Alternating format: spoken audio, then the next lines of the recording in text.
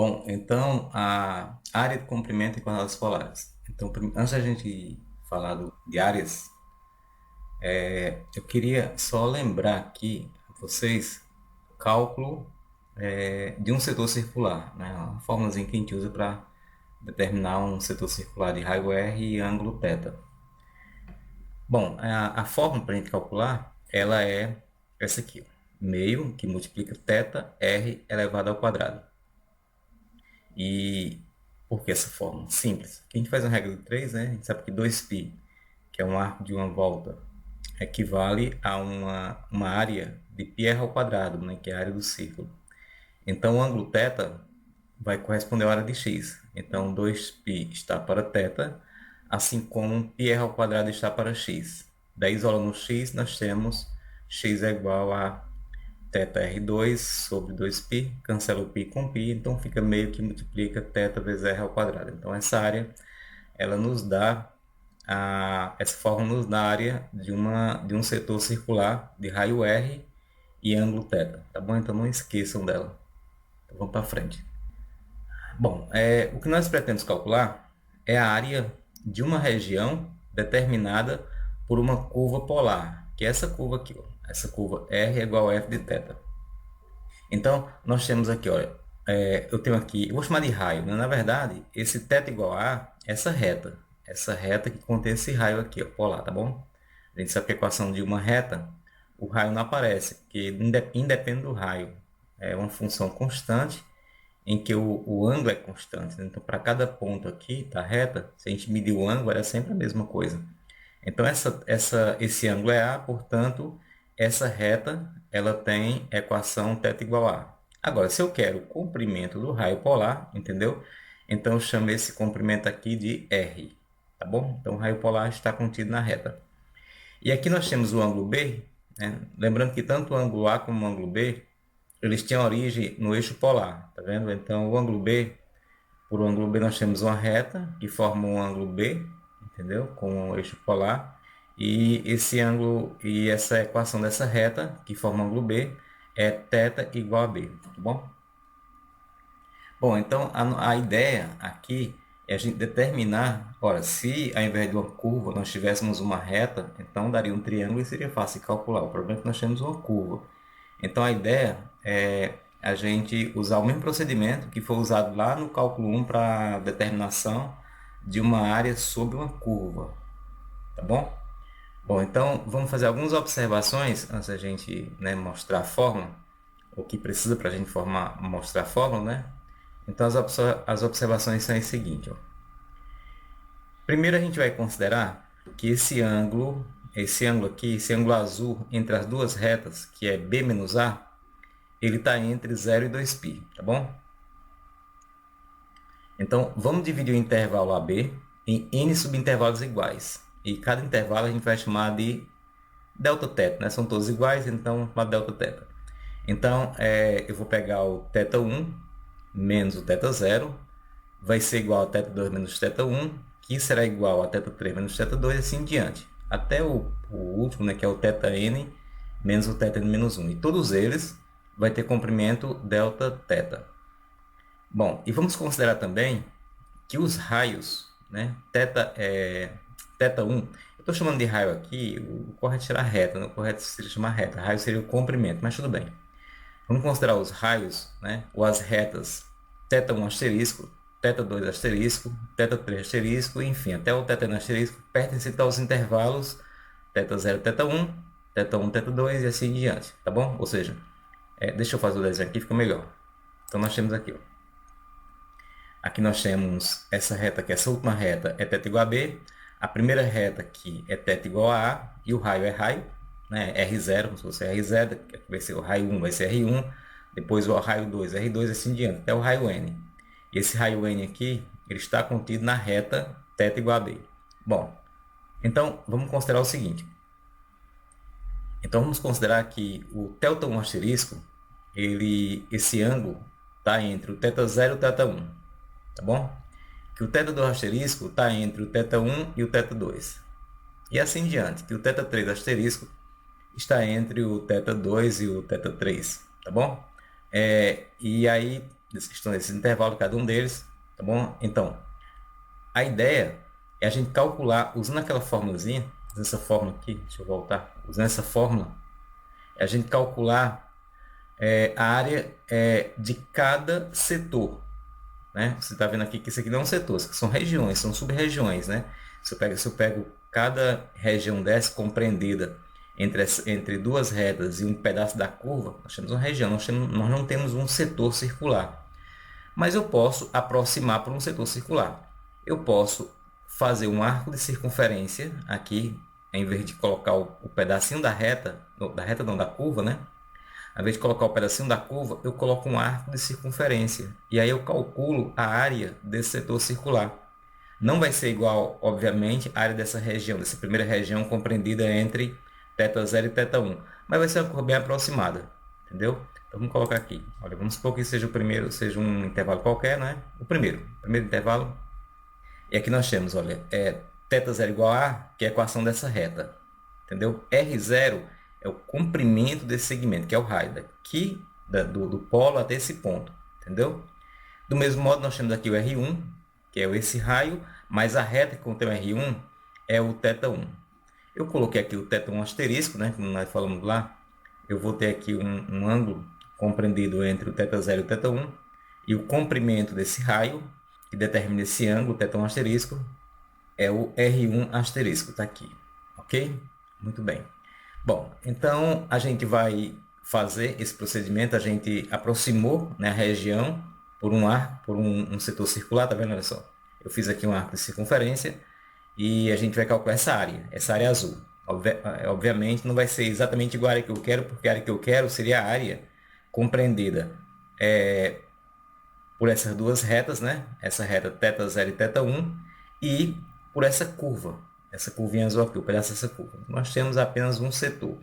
Então, a gente tem um excesso aqui, ó, nessa parte aqui, é que nós temos uma falta.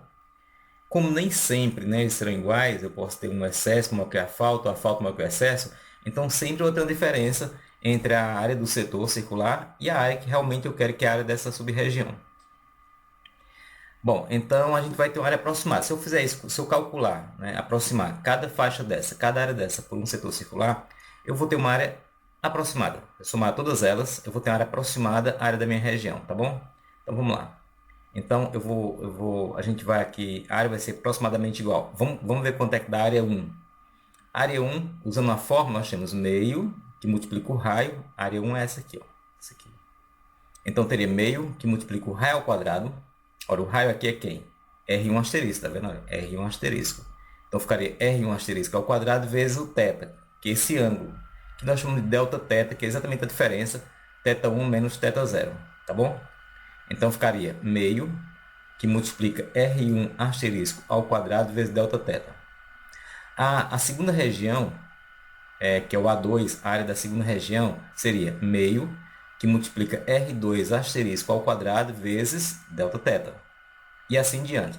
A área 3 vai ser meio, que multiplica R3 asterisco ao quadrado vezes delta-θ. Ok? E assim diante. O AN seria meio, que multiplica Rn ao quadrado vezes delta-θ. Então, vamos colocar isso aqui. Tá aqui, ó. A área vai ser aproximadamente igual.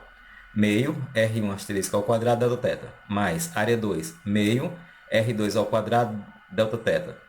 Mais área 3, meio, R3 ao quadrado, delta-θ. E assim diante. Bom, agora vamos escrever isso aqui como um símbolo de somatório, né? Isso aqui vai dar um somatório em que o único elemento que está variando aqui é o R asterisco, né? Aqui nós temos o R1, aqui nós temos o R2, aqui nós temos o R3, então ele está variando. Então observe que o único elemento aqui que está variando é o índice do raio, né? O delta-θ é o mesmo, são todos iguais, meio é uma constante, então a única variação que nós temos é o índice do raio. Então esse índice a gente vai chamar de I. E ele vai variar de 1, como está aqui, ó, até N. Então vamos representar isso como um somatório. Vou colocar aqui um somatório, né? De meio, que multiplica Ri asterisco ao quadrado delta-θ, esse I variando de 1 até o N, aqui, ó, de 1 até N. Ou se preferir, pode colocar o meio como é uma constante, você põe o meio aqui fora, não tem problema, tá bom? Bom, então isso representa a soma, o somatório de todos os setores circulares, tá bom? Agora, o que é que nós queremos? Nós queremos a área da região. Se a gente somar todos os setores, a gente vai ter uma área próxima da área que eu quero, porque, como eu já havia falado, aqui nós temos pequenos erros, né? Nós temos pedaços que hora vai faltar e hora vai sobrar. Então, como eles nem sempre são iguais, então no final eu posso ter uma diferença bem considerável aí, tá bom?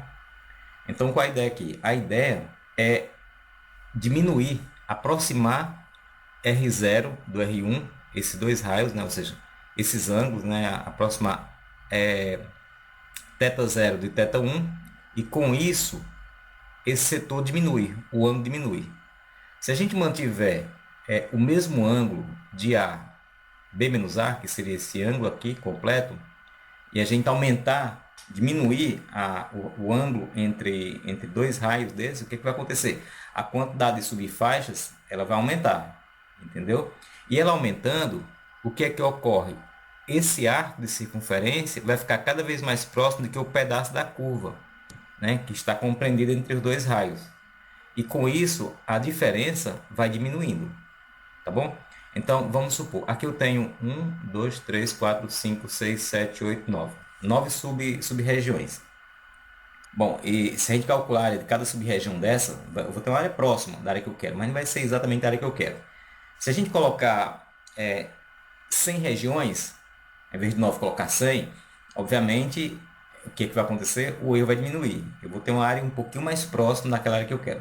Se eu colocar 1000 regiões, eu vou ficar ainda mais próximo. Se eu colocar 1 milhão de regiões, né, eu ainda vou ter a área aproximada. Se eu colocar 1 bilhão, né, de regiões, eu vou ter ainda a área aproximada. Eu nunca vou ter a área, exatamente a área que eu quero. Agora, se a gente pegar esse N, que representa a quantidade de sub-regiões, e colocar para o infinito, aí sim eu vou ter exatamente a área que eu quero. Tá bom? Porque é como se cada intervalo desse, cada arco de circunferência aproximasse do ponto. Vai se aproximar de um ponto. E com isso, essas diferenças elas deixarão de existir.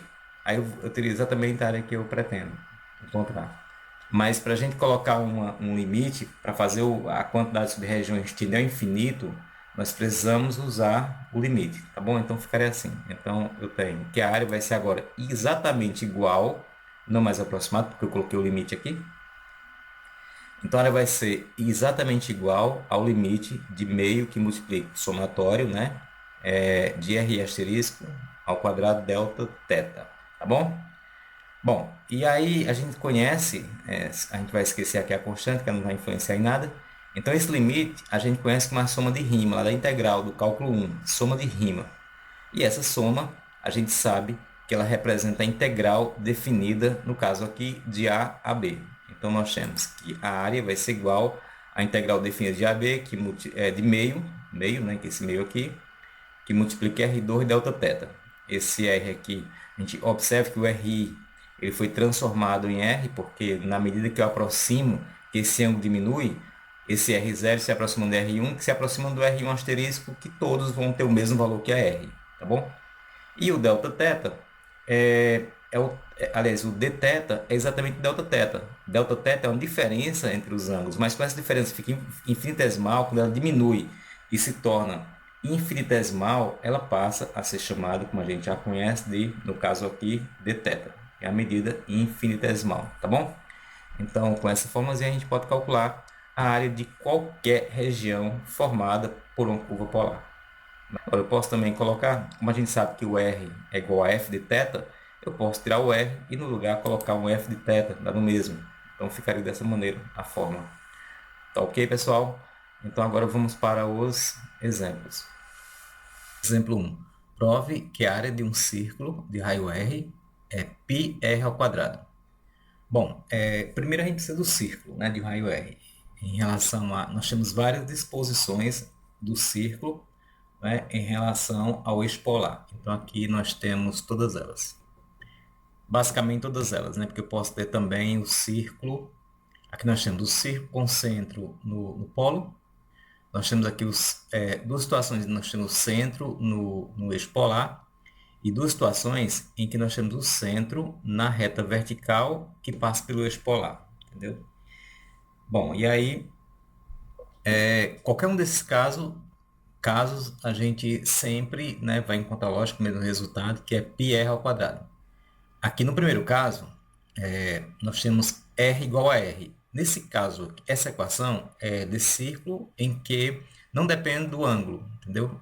Aqui o ângulo vai dar 360 graus, então não depende do ângulo. O raio é constante. Então, R, o raio polar, é igual ao raio do círculo, né? O raio polar, ele tem a origem aqui no centro, no polo, e ele vai dar uma volta 360 graus. E o raio do círculo é a mesma coisa, ele tem o mesmo comprimento do raio polar e o raio polar é constante, não muda, tá bom?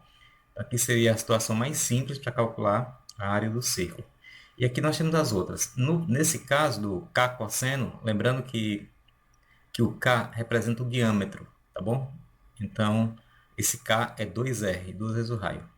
Bom, nesse caso de R igual a K vezes o cosseno de θ, nós temos a circunferência, como a gente já conhece, né?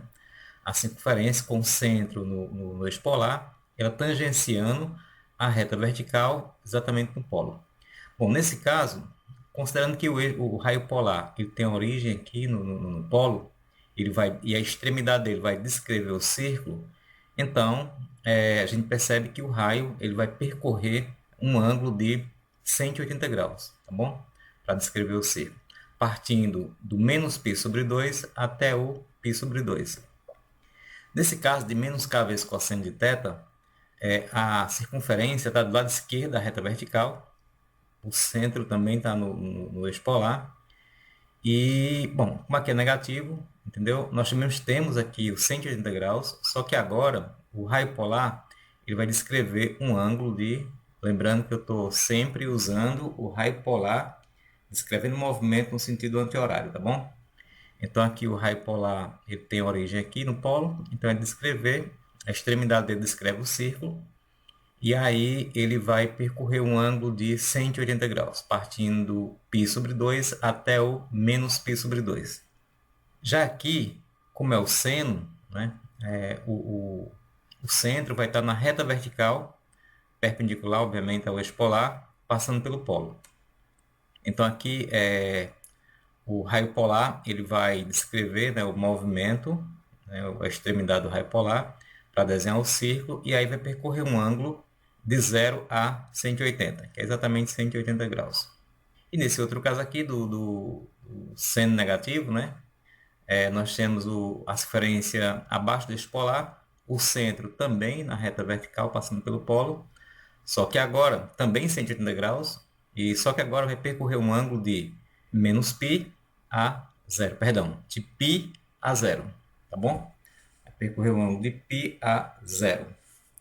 Bom, então esses são os limites de integração. No primeiro caso nós temos de 0 a 2π, aqui nós temos menos π sobre 2 a π sobre 2, aqui nós temos de π sobre 2 a menos π sobre 2, nesse outro caso nós temos de 0 a π, e aqui nós temos de π a 0. Então esses são os limites de integração para que a gente possa calcular, determinar a área do círculo, tá bom? Bom, então a gente vai escolher dois desses para fazer o cálculo. Mas lembrando que todos dá sempre o mesmo resultado. A gente vai fazer o segundo caso e o primeiro, tá bom? R igual a K cosseno de θ e o primeiro R igual a R. Bom, vamos começar pelo segundo caso. R igual a K cosseno de θ. Aqui nós temos o segundo caso, R igual a K cosseno de θ. E o ângulo, o limite de integração, né, vai variar de menos π sobre 2 a π sobre 2. Então, o primeiro passo é escrever a fórmula, que a fórmula essa a gente já conhece, a gente deduziu, e substituir. O limite de integração de menos π sobre 2 a π sobre 2, já está anotado aqui. Nós temos o meio, e aqui nós temos a função, né? A função é K cosseno de 2θ, e a gente sabe que o K é o diâmetro, portanto é igual a 2R. Então fica 2R vezes cosseno de θ. A fórmula, nós temos f de θ ao quadrado, portanto aqui vai ficar elevado ao quadrado vezes o dθ. Bom, agora vamos colocar a constante aqui. A gente pode colocar a constante fora, né? Lembrando que quando elevarmos ao quadrado esse 2R cosseno de θ, eu vou ter 4R ao quadrado cosseno ao quadrado de θ. Então, em relação à constante, eu vou ter 4r ao quadrado sobre 2, que vai dar 2r ao quadrado. Então, esse 2r ao quadrado, ele vai sair do integrando, tá bom? Então, fica assim, ó, 2r ao quadrado, e dentro, ou seja, integrando, ficou apenas cosseno ao quadrado de θ. Bom, esse cosseno ao quadrado de θ, para a gente resolver essa integral, nós temos que transformar, né, tirar o quadrado. E para tirar o quadrado, nós precisamos transformar isso no arco duplo, né, no cosseno do arco duplo. Então vai ficar o seguinte, a forma como a gente já conhece, lá da trigonometria, ela é essa aqui. Cosseno ao quadrado de θ é igual a meio, que multiplica 1 mais o cosseno de 2θ. Transformou no arco duplo, tá bom? E aí fica mais fácil de integrar. Então esse meio sai do integrando e cancela com 2 aqui de fora, fica apenas o r ao quadrado, tá bom? E aí a gente já pode fazer a integral. Lembrando que o 2 cancela com 2, né? Fica só r ao quadrado. E aí nós temos a integral de 1, quando a variável é θ, vai dar θ. E a integral do cosseno de 2θ vai ser seno de 2θ sobre 2. Então aqui nós temos, olha, cancelou 2 com 2, ficou apenas r ao quadrado. A integral de 1 é θ, porque a variável é θ.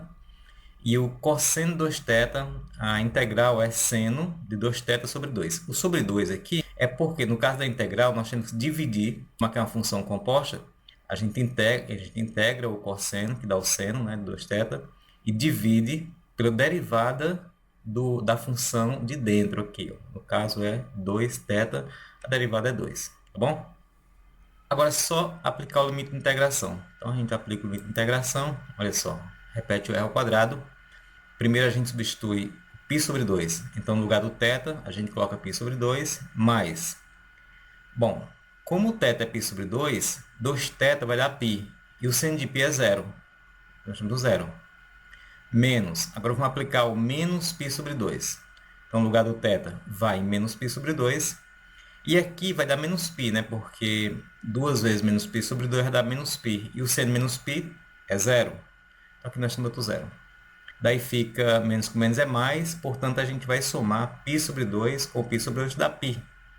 Então vai restar π vezes r elevado ao quadrado. Portanto, a área é πr ao quadrado. Ok? Bom, o segundo caso vai ser aquele círculo em que r é igual a r. Né? O raio polar é igual ao raio do círculo. E nesse caso, para desenhar o círculo, o raio polar descreve um ângulo de 360 graus, de 2π. Então, do mesmo jeito, da mesma maneira, a gente escreve a fórmula, que é a fórmula para calcular a área da curva polar, né? E substitui. A gente só vai trocar o f de θ por r. Então, fica r elevado ao quadrado, tá bom? R elevado ao quadrado, olha só. E aí a gente coloca fora do integrando, já que é uma constante, né? Não apareceu o θ aqui. Então, aqui é uma constante. Então, fica r ao quadrado sobre 2, fora no integrando, está aqui.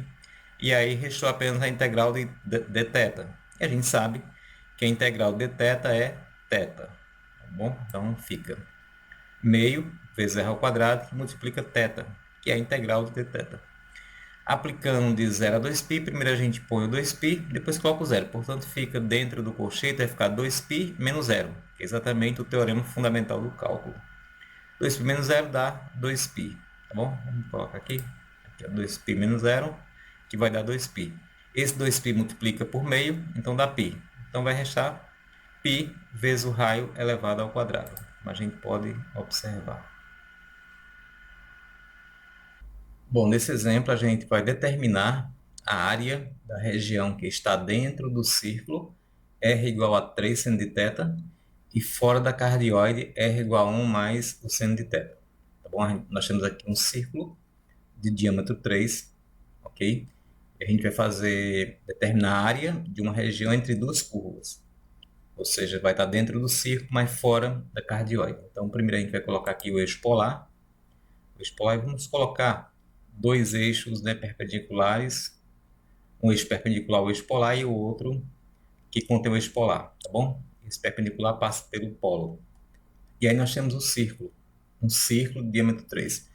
Como a equação é 3 seno, né, que aparece o seno, então o centro dele está no eixo vertical, né, nesse eixo que passa pelo polo e é tangente ao polo, tá bom?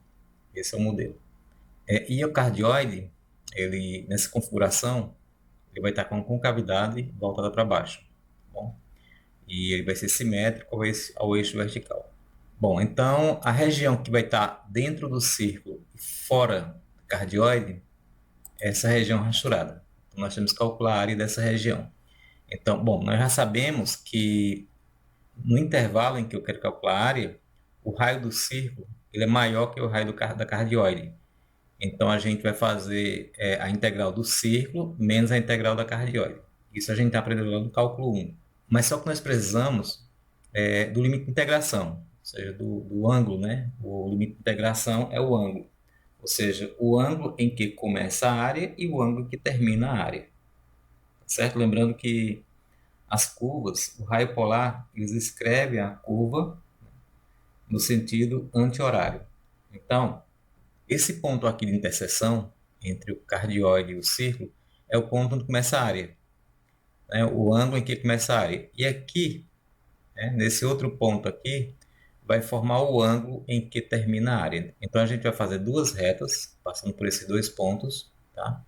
E essas duas retas vão formar ângulo com o eixo polar. E esses ângulos são exatamente os limites de integração. Então nós temos aqui, nós temos duas retas passando pelo ponto de interseção, né? Pelos pontos. Então nós temos o primeiro ângulo aqui, esse ângulo que é o limite de integração, e o segundo ângulo que é o outro limite de integração, tá bom? Para encontrar o limite de integração, para encontrar esse ângulo, é muito simples. A gente observa que o raio que determina esse primeiro ponto de interseção, ele é igual ao raio que determina, né, o outro ponto de integração. E esses raios são iguais, tanto na circunferência como na cardioide. Esse ponto, já que o ponto, né, ele pertence às duas curvas simultaneamente, então nessas duas curvas, elas têm o mesmo raio exatamente nesses dois pontos. Portanto, para encontrar esse ângulo, a gente vai igualar os dois raios. A gente vai pegar aqui o raio da cardioide e o raio do círculo, igualar os dois. Então, igualando, nós temos 1 mais seno de θ, que é o cardioide, que é o primeiro raio, igual a o outro raio, que é seno de 3 seno de θ. Daí a gente passa o seno para o segundo membro, então fica 2 seno. O 2 volta dividindo, então fica seno de θ igual a meio. Bom, entre 0 e 360, com ângulo com seno meio, nós temos π sobre 6, que é 30 graus, e nós temos 5π sobre 6, que corresponde ao ângulo de 150 graus. Tá bom? Então, vou marcar aqui 30 graus, que é π sobre 6, e o outro é 150, que corresponde a 5π sobre 6. Então, aqui nós temos, daqui para cá é 30, e daqui para cá é 150, lembrando que os dois ângulos, eles sempre partem do eixo polar. Bom, e aí, o que é que a gente faz? A gente aplica a fórmula. Lembrando outra coisa, esse ângulo θ, ele representa, lógico, o ângulo, né, entre essa reta e o eixo polar, mas ele representa também a equação dessa reta que passa pelo ponto. A gente sabe que a equação de uma reta é que passa no polo, ela é θ igual a K, em que K é o ângulo que ela forma com o eixo polar, tá bom? Já que a reta que passa pelo polo, ela tem uma equação constante, né? Representa uma função constante, assim como o círculo com centro no polo também é uma função constante. A gente já viu essa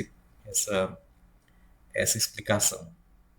Bom, então aqui nós temos a fórmula, a gente já conhece para o cálculo da área, só que neste caso a gente vai fazer a diferença entre duas integrais. A integral da curva que tem o maior raio, que no caso é o círculo, menos a integral da curva com o menor raio, que é o cardioide. Vai ficar da seguinte maneira, olha só. Vamos fazer a diferença entre as duas integrais. A primeira integral aqui representa o círculo e a segunda integral o cardioide. A função do círculo é 3 seno de θ, como nós temos f de θ ao quadrado, então ela ficou ao quadrado, assim como o cardioide também. E nós sabemos que a diferença das integrais é a integral da diferença, né? Assim como a soma das integrais é a integral da soma, a diferença das integrais é a integral da diferença. Portanto, a gente vai escrever apenas uma integral. Lógico, se os limites forem iguais, como é o caso aqui. Então, a gente vai colocar apenas uma integral, tá bom? Com as duas, né? Com a diferença da primeira função menos a outra. E vamos também aproveitar aqui e elevar ao quadrado, né? No primeiro caso nós temos 3 seno de θ ao quadrado, dá 9 seno ao quadrado de θ, tá bom? E o outro nós temos uma soma de dois elementos, portanto a gente aplica o quadrado da soma. Nós temos o 9 seno ao quadrado, e aqui nós fizemos o quadrado da soma, o quadrado do primeiro, mais duas vezes o primeiro vezes o segundo, mais o quadrado do segundo, tá bom? O quadrado do primeiro dá 1, duas vezes o primeiro vezes o segundo fica 2 seno de θ, mais o quadrado do segundo fica seno ao quadrado. Aqui nós colocamos todos os sinais negativos, por quê? Porque aqui na frente nós temos negativo. Então, quando fizermos o jogo de sinal, então o trinômio aqui ficará cada elemento com um sinal negativo. 9 seno ao quadrado menos seno ao quadrado, eu vou ter 8 seno ao quadrado, tá bom? E lembrando que nesse ponto a gente pode fazer uma coisa para simplificar o cálculo. Observem que a gente pode calcular a área desse ângulo, π sobre 6, até π sobre 2. E a gente vai ter a metade da nossa área. E aí basta multiplicar por 2. Então eu posso mudar o limite de integração. Eu posso colocar de π sobre 6 a π sobre 2 e multiplicar a integral por 2. Entendeu?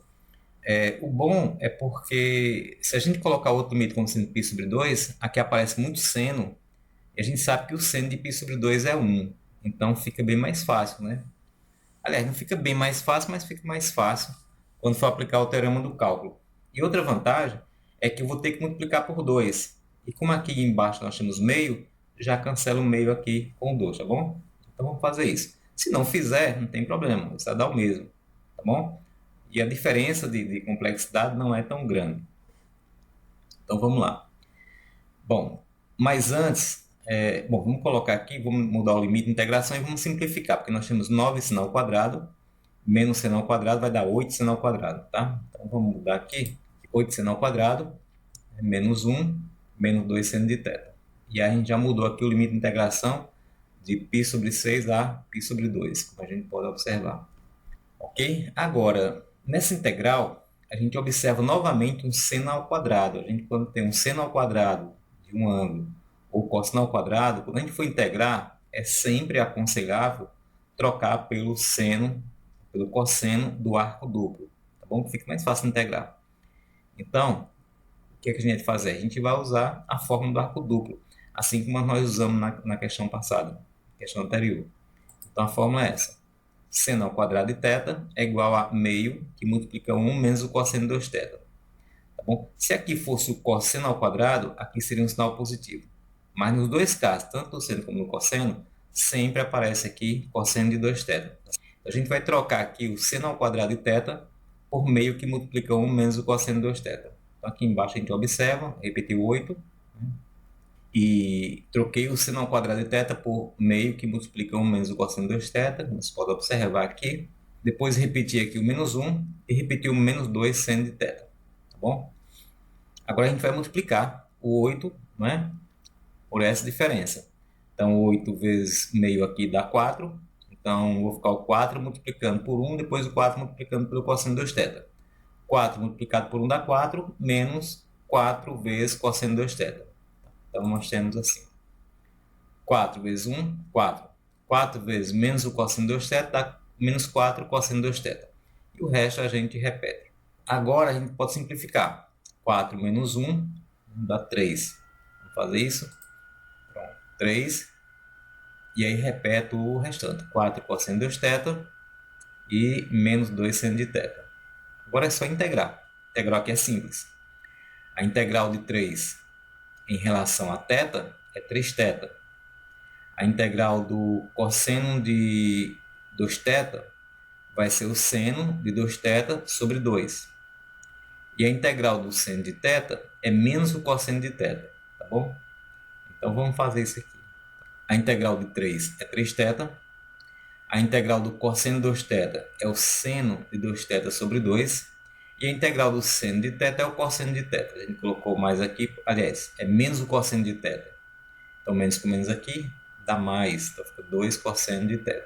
Bom, vamos simplificar o 4 com 2 e vamos aplicar aqui o teorema do cálculo, tá bom? Simplificando aqui o 4 com 2, olha, nós temos 4 por 2 dá 2, então fica 2 seno 2 θ, e repete 2 cosseno de θ. Agora, aplicando o teorema do cálculo, nós temos. Bom, quando a gente substitui π sobre 2, o que vai acontecer? 3 vezes π sobre 2 dá 3π sobre 2, como a gente pode observar aqui. 2 vezes π sobre 2 dá π, portanto, o seno de π é zero. Então, aqui zero. Cosseno de π sobre 2 é zero. Aqui zero também. Então, resta apenas 3 vezes π sobre 2, como a gente pode observar. Pelo teorema do cálculo, agora nós temos o quê? Menos. E agora vamos aplicar o π sobre 6. 3 vezes π sobre 6 vai dar π sobre 2, porque simplifica o 3 com 6 aqui, ó. Então fica π sobre 2. Está aqui o π sobre 2. Quando substituirmos o seno, o θ, aqui no seno 2θ por π sobre 6, nós temos seno de π sobre 3. π sobre 3 é 60 graus. Então, seno de 60 é igual a raiz de 3 sobre 2.